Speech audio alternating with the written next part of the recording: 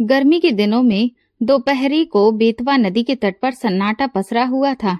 तपती लू के थपेड़े अपने साथ हवा के सूखे घास के तिनके और पत्ते उड़ाकर यहाँ से वहां घूमते से नजर आ रहे थे। बेतवा के तट पर ही भैरव बाबा का एक मंदिर बना है। इसके बाहर एक बड़ा पीपल का पेड़ और एक नीम का पेड़ है। ये दोनों पेड़ गर्मियों के दिनों में शीतल घनी छाया देते हैं। इसी कारण अक्सर पथिक यहाँ रुक जाते हैं और बाबा भैरवनाथ के दर्शन कर थोड़ी देर विश्राम करके आगे बढ़ जाते हैं। नीम के पेड़ के नीचे कई दिनों से एक बुढ़िया ने अपना बसेरा बना लिया था। देखने में वो किसी शहर की नजर आती थी, वो किसी संभ्रांत घर की नजर आती थी, पर अब वो फटे कपड़े और एक जैकेट लिए यहाँ पड़ी रहती थी। आज लगभग 16वां दिन था। मंदिर में जो थोड़ा बहुत प्रसाद चढ़ता था या कभी कोई राहगीर उसे जो खाना पकड़ा देता था, उसी से उसका गुजारा होता था। राजेंद्र घुमक्कड़ स्वभाव का व्यक्ति था।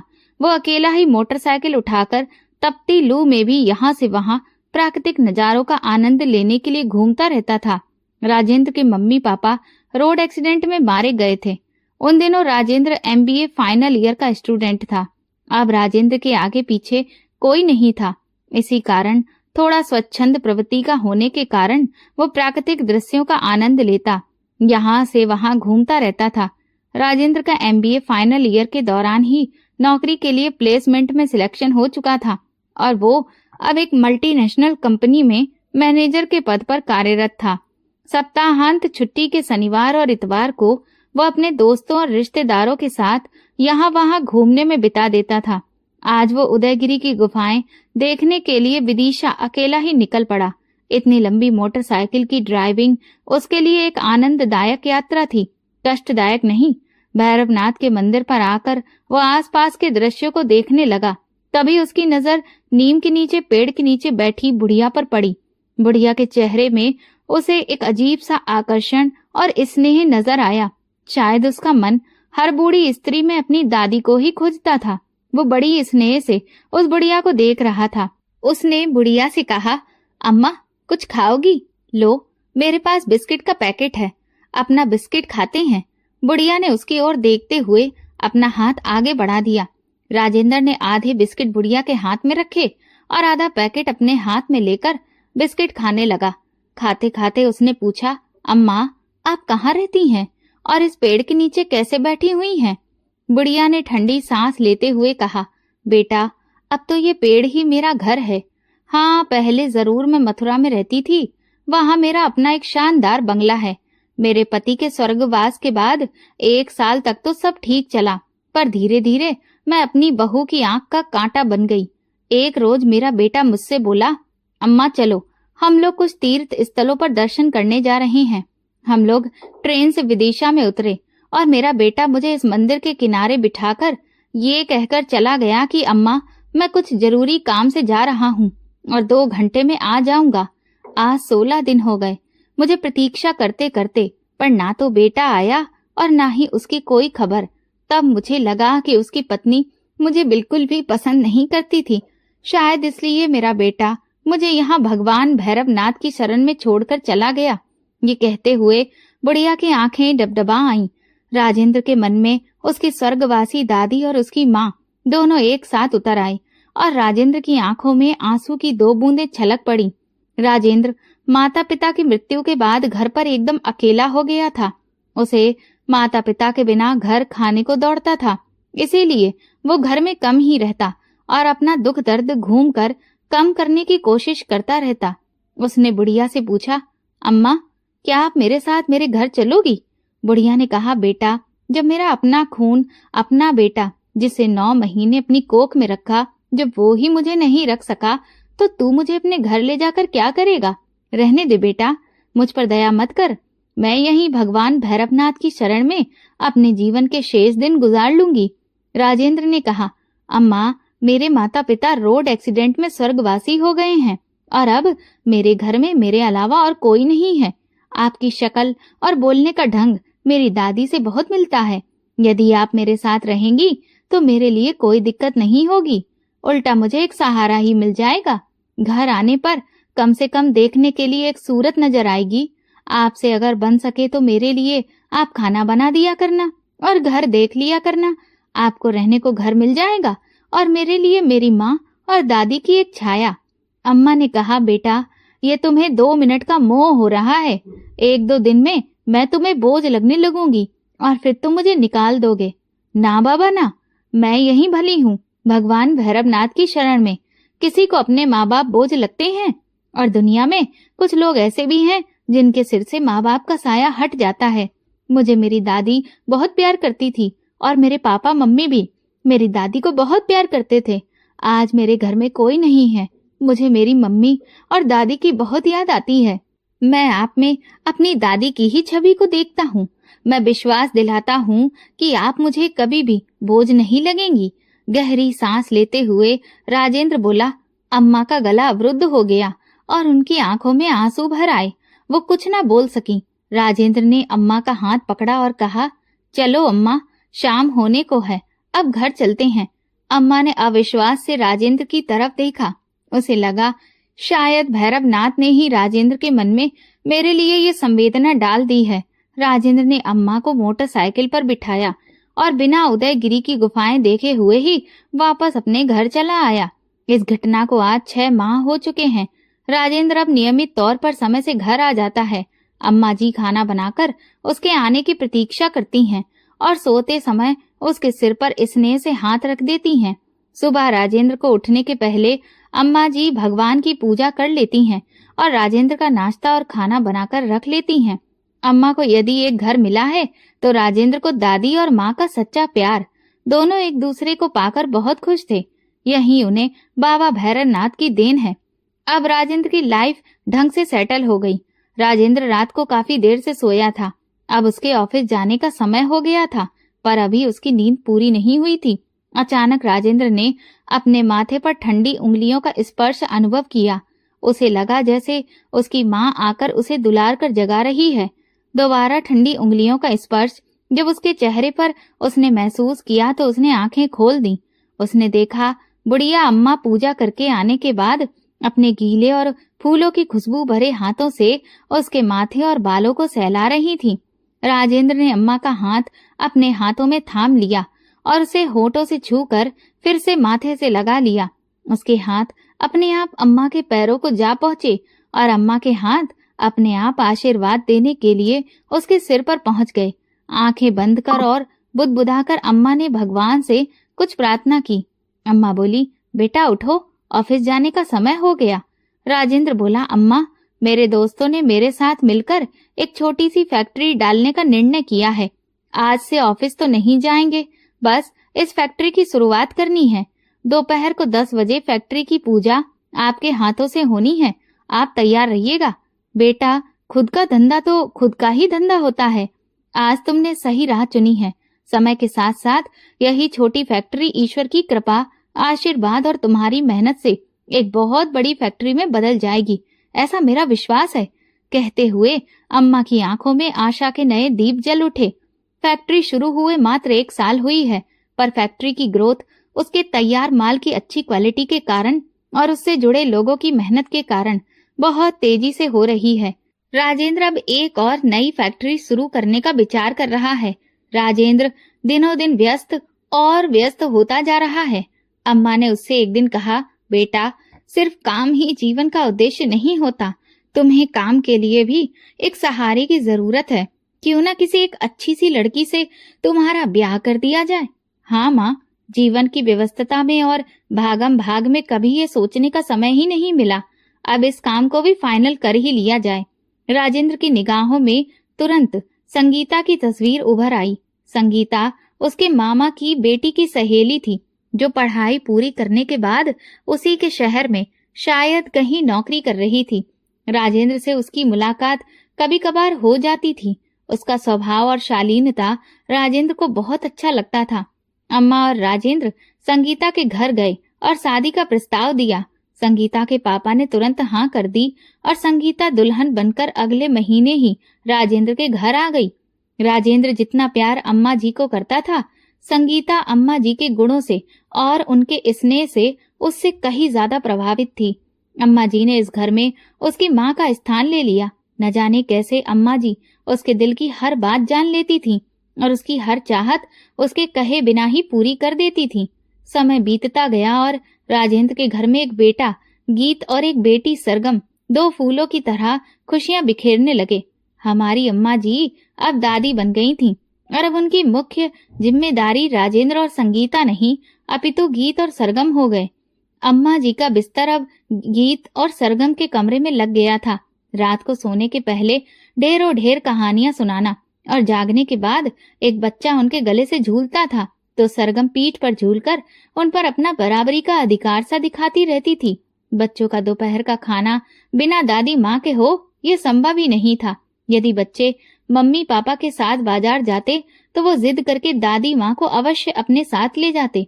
संगीता और राजेंद्र भी अपने दोनों बच्चों की जिम्मेदारी अम्मा जी को देखकर एकदम बेफिक्र हो चुके थे। राजेंद्र अब एक बहुत बड़े उद्योगपति हो चुके थे। उन्हें संगीता के रूप में एक बहुत अच्छा बिजनेस पार्टनर और जीवन साथी मिला था। इसी वजह से उनका उद्योग साम्राज्य अब नई नई ऊंचाइयों को छू रहा था। उनके उद्योग के ब्रांच ऑफिस अब देश के लगभग सभी प्रमुख नगरों में स्थापित हो चुके थे, जिनमें अनेकों अनेक कर्मचारी काम करते थे। अम्मा जी का बेटा अंकित, जो उन्हें विदिशा के रेलवे स्टेशन पर उतारकर भैरवनाथ जी के मंदिर में छोड़ गया था, घर जाते समय अत्यंत अपराध बोध से ग्रसित था। अपनी निष्पाप और निरपराध माँ के साथ किया गया अन्याय उसे हर पल बिच्छू की तरह दंश देता रहता था। अपने गृह कलेश से दुखी होकर और अपनी पत्नी के साथ सुख से जीने की चाह में उसने माँ को छोड़ तो दिया था, पर उसका अंतर हाहाकार करता रह जाता, जिसे वो किसी से साझा भी नहीं कर पाता था। अब घर में उसकी पत्नी का एक छत्र राज्य था। घर के खर्चे और दुकान से फिजूल खर्ची के लिए पैसे निकालना अब उसी की इच्छा अनुसार होने लगा था। अनाप शनाप तरीके से बिजनेस मनी को निकालकर अनियंत्र उपयोग करने के कारण धीरे धीरे उसका जमा जमाया व्यवसाय, जो पिता के द्वारा खड़ा किया गया था, मंदा पड़ने लगा और घाटे में जाने के कारण अंततः एक दिन उसने दुकान बंद कर दी। अंकित की दुकान बंद करने के बाद के कुछ दिन बड़ी कठिनाई में गुजरे। अब अंकित को और उनकी पत्नी को दाल आटे का भाव पता चलने लगा और अब फिजूल खर्ची का तो कोई सवाल ही नहीं था। उसके किसी दोस्त ने, जो कि एक बड़ी कंपनी में काम करता था, अपनी सिफारिश पर उसकी नौकरी अपनी कंपनी में लगवा दी और इस तरह से अंकित की गाड़ी फिर से चल निकली। अब तक अंकित के भी 2 बच्चे हो चुके थे। एक बार ठोकर खाने के बाद अंकित अब कंपनी में भी बहुत मन लगाकर काम का साथ काम करता था। बुद्धिमान तो वो था ही, मन लगाकर काम करने के कारण फैक्ट्री में उसे उचित सम्मान मिलने लगा। अब वो अपनी फैक्ट्री का एक महत्वपूर्ण कर्मचारी हो गया। अंकित की कंपनी में स्थापना की सालगिरह का वार्षिकोत्सव था। सभी एम्प्लॉयज की परफॉर्मेंस के आधार पर पुरस्कार वितरण होना था। अंकित मेहनती तो था ही, योग्य भी था। उसे भी योग्यता के लिए पुरस्कार मिलना था। ये पुरस्कार उनकी कंपनी के मालिक के द्वारा दिया जाना था। नियत तिथि को पुरस्कार वितरण समारोह शुरू हुआ। ये पहली बार था जब मथुरा के एम्प्लॉय अपने मालिक, अपनी कंपनी के मैनेजिंग डायरेक्टर से रूबरू हो रहे थे। आज उनकी फैक्ट्री में और उनकी कंपनी में विशेष दिन था। मैनेजिंग डायरेक्टर अपनी माँ और बच्चों के साथ प्रोग्राम में शिरकत करने के लिए आ रहे थे। प्रोग्राम शुरू हुआ और पुरस्कार वितरण के लिए मैनेजिंग डायरेक्टर साहब से अनुरोध किया गया। मैनेजिंग डायरेक्टर स्टेज पर आए और उन्होंने कहा, आज हमारी कंपनी जो कुछ भी है हमारी अम्मा जी के आशीर्वाद से है, अम्मा जी की प्रेरणा से है। मैं पुरस्कार वितरण करने का सही अधिकारी नहीं हूँ। मैं अम्मा जी से अनुरोध करता हूँ कि कृपया वो आएं और अपने हाथों से हमारे सभी प्रतिभागियों को पुरस्कार वितरण करें। अम्मा जी स्टेज पर आईं। उनकी स्मृतियों में ये शहर फिर से जीवंत हो उठा। इसी मथुरा शहर में तो वो ब्याह कर आई थीं। यहीं उनका बेटा था और यहीं उनकी हवेली भी। यहाँ की गली गली और द्वारिकाधीश कृष्ण जन्मभूमि, भूतेश्वर और ना जाने कितने मंदिर, जहाँ वो दर्शन करने अपने परिवार के साथ जाती थीं, उनकी आंखों के सामने जीवंत हो उठे। अम्मा जी की आंखों से अश्रुधारा बह निकली। वे अपनी आंखें पोंछते हुए स्टेज पर आईं। अनाउंसर प्रतिभागियों के नाम बोलते गए और अम्मा जी उन्हें एक एक कर पुरस्कार देती गईं। तभी अनाउंसर ने एक और नाम पुकारा, अंकित जायसवाल। अम्मा जी के चेहरे पर ये नाम सुनकर न जाने कितने भाव आए गए। सामने आने वाला व्यक्ति कुछ पहचाना सा लग रहा था, परिचित सा लग रहा था। अम्मा जी ने ध्यान से देखा, सचमुच में उनका ही तो बेटा था अंकित, अंकित जायसवाल, जो उन्हें तीर्थ यात्रा का झांसा देकर विदिशा के भैरवनाथ मंदिर में बड़ी बेदर्दी से छोड़ गया था। एक बार भी उसे अपनी माँ का ख्याल नहीं आया था। शायद तड़प तड़प कर मर गई होती मैं, यदि मेरा बेटा राजेंद्र मुझे ना ले आता। अम्मा जी की आंखों में प्यार और नफरत एक साथ उभर आए। उन्हें ऐसा महसूस हुआ जैसे सारी दुनिया तेज घूम रही हो। बड़ी मुश्किल से उन्होंने अपने आप को संभाला। अम्मा जी ने अपरिचित की तरह अंकित को पुरस्कार थमा दिया और अपना मुंह दूसरी तरफ कर लिया। अंकित ने ध्यान से देखा, पुरस्कार देने वाली महिला कोई और नहीं, उसकी अपनी माँ थी। देखते ही उसके होश उड़ गए, पसीने छूट गए थे उसके। वो माँ के पैरों में गिर पड़ा। उसे विश्वास ही नहीं होता था कि इतने बड़े साम्राज्य की अधिशास्त्री उसकी माँ ही है। अंकित ने हाथ जोड़कर माँ से माफी मांगी और कहा कि माँ चलो, घर चलना है। माँ ने कहा, कैसी माँ, कैसा घर? मेरा तो बेटा उसी दिन मर चुका जिस दिन मुझे बेतवा नदी के किनारे छोड़कर आया था। आज के बाद ना मैं तुम्हारी माँ और ना ही तुम मेरे बेटे हो, कहकर अम्मा जी पुरस्कार वितरण बीच में ही छोड़कर अपनी सीट पर जा बैठी। अंकित माफी मांगता रहा, लेकिन उसकी तरफ अम्मा ने देखा तक नहीं और कुछ समय पश्चात मुंह मोड़कर वापस राजेंद्र के साथ चली गई। अंकित जायसवाल शुरू से ही अपनी माँ का बड़ा लाडला था, पर था वो एक कमजोर मानसिकता का व्यक्ति। जब उसकी शादी जया से हुई तो शुरू में तो सब ठीक ठाक चला, पर जया को भी एहसास हो चुका था कि अंकित एक कमजोर व्यक्तित्व का व्यक्ति है और इस पर अपना पूरा नियंत्रण किया जा सकता है। अंकित के पिता की मौत के बाद घर और दुकान की सारी जिम्मेदारी अंकित के ही पास आ गई। अंकित वैसे तो बुद्धिमान व्यक्ति था, पर वो अपनी पत्नी जया का कहना कभी नहीं टाल पाता था। वो उसकी सभी सही और गलत मांगे हमेशा पूरी करता रहता था। अंकित के पिता सेठ रोशन लाल मथुरा की एक जानी मानी हस्ती थे। उनकी किराने की और ड्राई फ्रूट्स की एक बहुत बड़ी दुकान थी। रोशन लाल मितव्ययी व्यक्ति थे और पैसे को संभाल कर खर्च करना जानते थे। वे पैसे की कदर करते थे और पैसा उनकी। इसी कारण घर में बहुत सुख समृद्धि थी, जो उनकी मृत्यु के बाद भी कायम थी। जया का भाई जितेंद्र भी अपने पिता का बिजनेस संभाले हुए था, पर उसके कपड़े के व्यवसाय में बहुत घाटा हो गया था। अपनी दुकान संभालने के लिए उसे बहुत सारे पैसे की सख्त जरूरत थी और पैसा मिलने का एक ही साधन था, वही सबसे सरल साधन भी था, वो था जया। अपनी बहन का घर वो जया के पास पैसे मांगने आया। इतने सारे पैसे का इंतजाम जया अंकित की मदद लिए बिना नहीं कर सकती थी। जब उसने अंकित से 5 लाख रुपए अपने भाई जितेंद्र को देने की बात कही तो अंकित सोच विचार में पड़ गया। शाम को अंकित ने ये सारा घटनाक्रम अपनी माँ को सुनाया। माँ बहुत समझदार थी। उन्होंने कहा, बेटा अभी तुम्हारे खुद का व्यवसाय उतना अच्छा नहीं चल रहा है जितना तुम्हारे पापा के समय में चला करता था। इस समय इतना सारा पैसा व्यवसाय से निकालना व्यवसाय को हमेशा हमेशा के लिए खत्म कर देगा। यदि 10-50 हजार की बात है तो तुम अपने साले को तुरंत पैसे दे सकते हो, पर इतना रुपया व्यवसाय से निकाल कर देने की मैं तुम्हें कभी भी आज्ञा नहीं दूंगी। जीवन में पहली बार अंकित ने माँ का हवाला देते हुए बड़े साहस से जया को 5 लाख रुपए देने से मना कर दिया और उसका भाई मुंह लटकाकर वापस चला गया। बस उसी दिन से जया अपनी सास राज दुलारी की जानी दुश्मन बन गई और हर छोटी छोटी बात पर उसने उसे असहाय विधवा को टोचना कचोटना शुरू कर दिया। और तो और वो उसके खाने में भी कभी नमक ज्यादा डाल देती और कभी उसकी सब्जी की कटोरी में ढेर ढेर मिर्ची डाल देती। जब वो पूजा के लिए और भजन के लिए बैठती तो जया जोर जोर से अपने फिल्मी गाने म्यूजिक सिस्टम पर बजाने लगती। उनकी छोटी सी गलती पर वो उनसे ऐसा व्यवहार करती जैसे कोई नौकरों से भी नहीं कर सकता था। जया को हर पल यही एहसास होता कि ये राज दुलारी ही है जिसके कारण उसके भाई का व्यवसाय ठीक से नहीं जम पाया। जब इस बुढ़िया ने मेरे भाई का ही भला नहीं होने दिया तो ये तो अब मेरी आंख का कांटा बन गई है, जिसे किसी न किसी तरह से निकाल फेंकना होगा। यही विचार उसके मन में राज दुलारी के प्रति जहर घोलता रहता था। राज दुलारी हमेशा खामोश रहती थी। वो अपनी बहू के व्यवहार से बहुत परेशान आ गई थी। बहू का घटिया व्यवहार और कटु वचन से उनका दिल छलनी छलनी हो जाता था। वो अपने बेटे और बहू को बद्दुआ भी नहीं दे सकती थी। वो कुछ भी नहीं कर सकती थी। बस अकेले गिरधर गोपाल जी की मूर्ति के सामने खड़े होकर और हाथ जोड़कर अपनी मौन अश्रु धारा से ही अपनी सारी शिकायत और व्यथा उन्हें सुनाती रहती थी।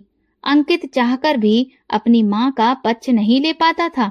अब अपनी सास की एक एक बात में जया 100 नमक मिर्च लगाकर अपने पति को दुकान से लौटने पर सुनाती रहती थी और अंकित भी अपनी उस माँ को, जिसे वो जान से भी ज्यादा प्यार करता था, बहुत जली कटी बात सुना देता था और तरह तरह से अपमानित करता था।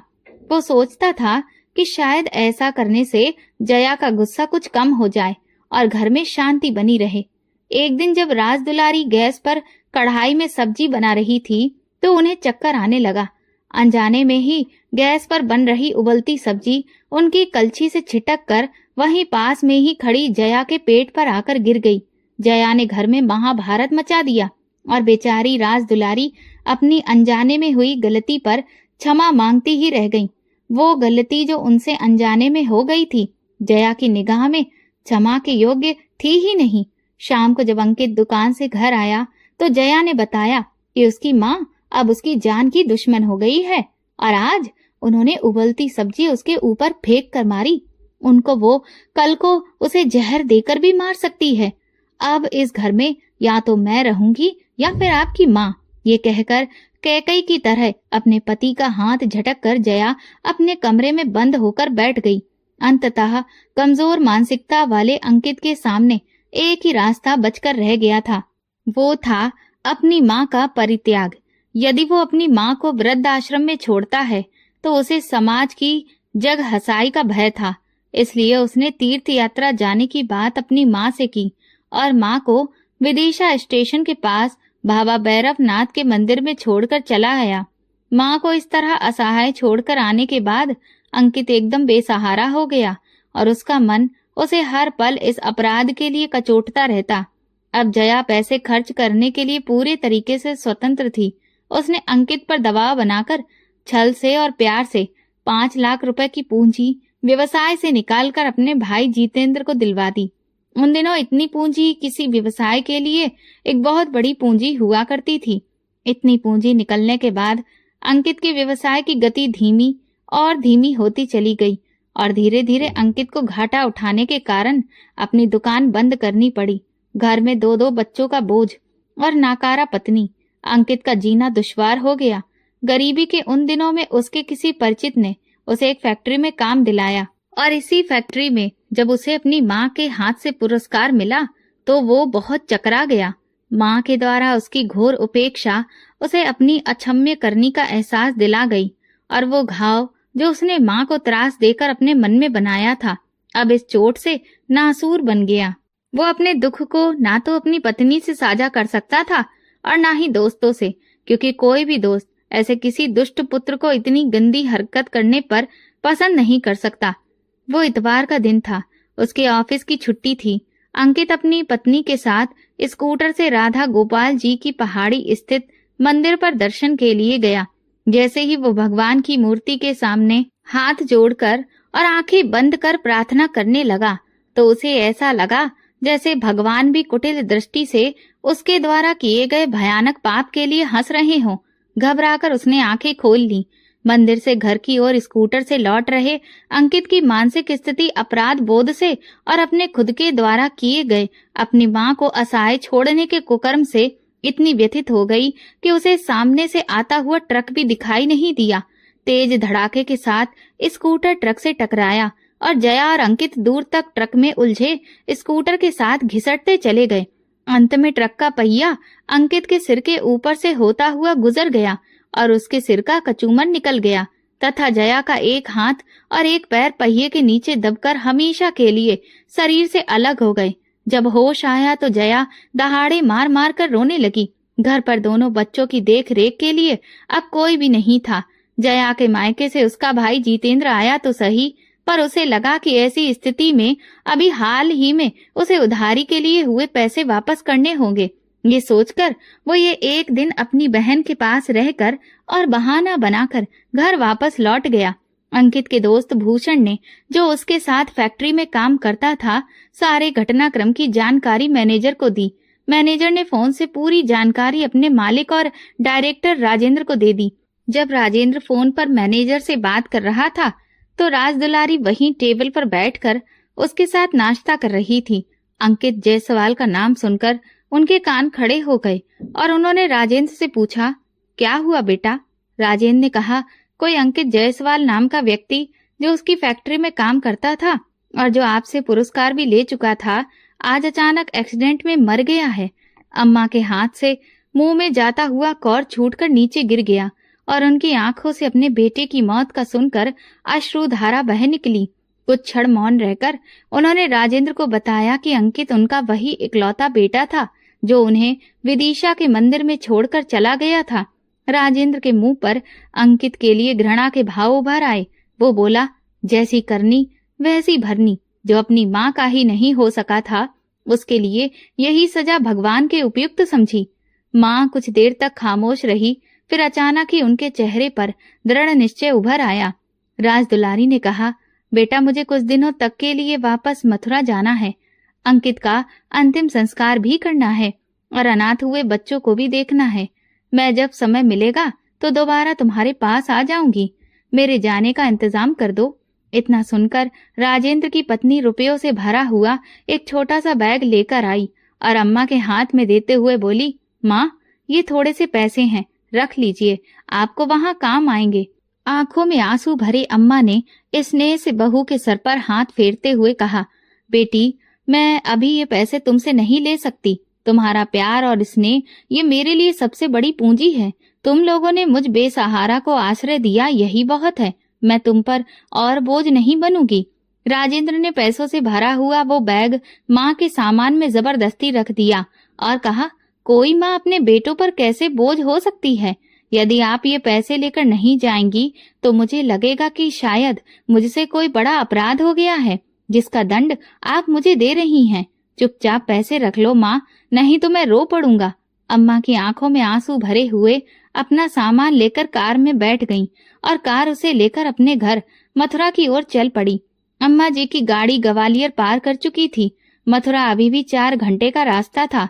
अम्मा के दिमाग में बार बार अपने बेटे अंकित के बचपन के शैतानी से भरे दिन याद आते जा रहे थे। उसकी नादानी की हर एक याद तस्वीर बन उनकी आंखों में उभर रही थी। उसकी हर याद थोड़ी देर के लिए माँ की आंखों में मुस्कान लाती और अगले ही पल गंगा जमुना की धाराएं आंखों से बहने लगती।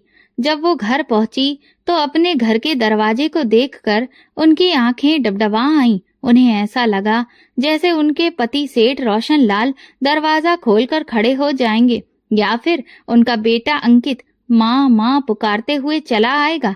लेकिन घर के अंदर फैले सन्नाटे ने उनका दिल तोड़कर रख दिया। उनका हृदय जैसे टूटकर बिखर पड़ा और फिर उनकी आंखों से अविरल अश्रुधारा बह निकली। घर का दरवाजा खटखटाने पर अंदर से उसकी पड़ोसन जानकी बाहर निकली और उसके साथ ही 2 नन्हे बच्चे मोहन और जयश्री भी बाहर निकले। जानकी ने बच्चों को बताया कि ये तुम्हारी दादी माँ हैं, जो तीर्थ यात्रा को चली गई थी, आज वापस आई हैं। अंकित ने माँ को विदिशा छोड़कर आने के बाद सभी को यही बता रखा था कि उसकी माँ हरिद्वार में और बनारस में तीर्थवास कर रही हैं और अब उनका संसार की मोह माया से विश्वास उठ गया है, इसलिए वो घर नहीं आएंगी। जयश्री और मोहन सहमे हुए से दादी माँ के पास आए और दादी माँ ने उन्हें गले से लगा लिया। जानकी ने बताया कि बहू के एक हाथ और एक पैर पूरे तरीके से कट गए थे। डॉक्टर ने बहू का हाथ तो जोड़ लिया पर पैर नहीं जुड़ पाया और बहू अभी भी अस्पताल में भर्ती है। उसे ठीक होने में कम से कम 20 दिन लगेंगे। जानकी ने बताया कि कैसे अंकित के सिर के छोटे छोटे टुकड़ों को उठाकर बैग में रखकर पुलिस लाश को पोस्टमार्टम के लिए लेकर गई थी और 1 दिन बाद ही उसका अंतिम संस्कार किया जा सका था। अम्मा गहरी सांस लेकर अपने बेटे की दुर्गति की कहानी सुनती रहीं और रोती रहीं। उन्होंने अब अपना मन स्थिर किया और अपनी बहू को देखने अस्पताल जा पहुंची। अर्धचेतन अवस्था में जया अपनी सास को देखकर शर्म, दुख और ग्लानि के कारण रो पड़ी। अपने एक हाथ से माँ का हाथ थामते हुए बोली, माँ देखो, मुझे मेरे सारे पाप कर्मों की सजा मिल चुकी है। आज मेरा पति मेरे साथ नहीं है और बच्चे अनाथ हो गए हैं। जिस भाई के लिए मैंने इतना सब किया, वही ऐसे गाड़ी समय में एक दिन रुक कर अपने घर चला गया। जिन रुपयों के कारण अपनी दुकान ही खत्म हो गई, वो भी उसने वापस नहीं किए। अम्मा ने जया के सिर पर हाथ फेरते हुए कहा, बेटी रो मत, भाग्य में जो लिखा है वही होता है। उसी के कारण मुझे और तुम्हें इतने दुख मिले हैं, लेकिन अब सब्र से काम लो बेटी। और हमारे सामने मोहन और जयश्री के संभालने की जिम्मेदारी है और घर चलाने के लिए कुछ न कुछ करना ही होगा। इसके लिए हिम्मत रखने की आवश्यकता है। रोकर हम कुछ भी नहीं प्राप्त कर पाएंगे बेटा। ये कहकर अम्मा ने जया के सिर पर हाथ फिराया और बोली, इसलिए हिम्मत रखो और शीघ्र ही स्वस्थ होने की कामना करो। अपनी सास का सहारा पाकर जया को बहुत हिम्मत मिली। उसे जितना सास का सहारा मिलता, वो उतना ही ज्यादा रोती थी। इस तरह रोने से उसके अंदर के सारे कलुष धुल गए और उसे अपने आप में थोड़ा हल्कापन और दृढ़ता का भाव महसूस हुआ। जब तक जया अस्पताल में थी, अम्मा ने अपने पति सेठ रोशन लाल के मुंशी जी को बुलवा भेजा और अपनी बंद दुकान की सफाई करवाने को कहा तथा राजेंद्र के दिए हुए रुपए उन्हें देकर बोली, मुंशी जी, बाजार से थोड़ा थोड़ा सामान सभी अपनी दुकान चलाने के लिए उठा लो। हमें ज्यादा किसी से उधार नहीं लेना है। जितना होगा उसमें एक छोटी सी दुकान चलाएंगे और बच्चों का जीवन संभालेंगे। मैं खुद अब दुकान पर बैठूंगी और आपकी मदद से हम अपना धंधा फिर से खड़ा करेंगे। मुंशी जी की आंखों में खुशी के आंसू आ गए और वो पैसे लेकर गए और उससे जो थोड़ा बहुत सामान आ सकता था, उसे खरीदकर नए सिरे से किराने की दुकान शुरू कर दी। दुकान का नाम रखा रोशन लाल मोहनलाल किराना स्टोर। दुकान पर बैठी सेठानी राज दुलारी जी अब छोटा मोटा सामान खुद ही तोल रही थी। सिर्फ सेठ रोशन लाल का नाम और राज दुलारी की मेहनत तथा अंकित के मरने की सहानुभूति के कारण दुकान 10-15 दिनों में ही खूब अच्छी चल निकली और जो थोड़ा सा सामान दुकान शुरू करने के लिए उपयोग किया था, उसका कई गुना सामान अब दुकान में भर गया। मुंशी जी ने वस्तुओं के दाम बहुत कम मुनाफे पर रखे थे। इस कारण बाजार से कम दामों पर सस्ती वस्तुएं मिल रही थीं। ग्राहकों को और चाहिए क्या, बस दुकान चल निकली। और सेठानी राज दुलारी ने अपने विनम्र, सरल और स्नेहमयी स्वभाव के कारण दुकान की लोकप्रियता में 4 चांद लगा दिए। 1 महीने बाद जब जया अस्पताल से छुट्टी लेकर घर वापस आई, तब तक घर की स्थिति पूरे तरीके से बदल चुकी थी और लगभग घर वैसा ही सेटल हो गया था जैसा सेठ रोशन लाल के समय में रहता था। सेठानी राज दुलारी ने अब घर के काम के लिए काम वाली बाई रख ली थी और जया 3 पहिया वाली साइकिल से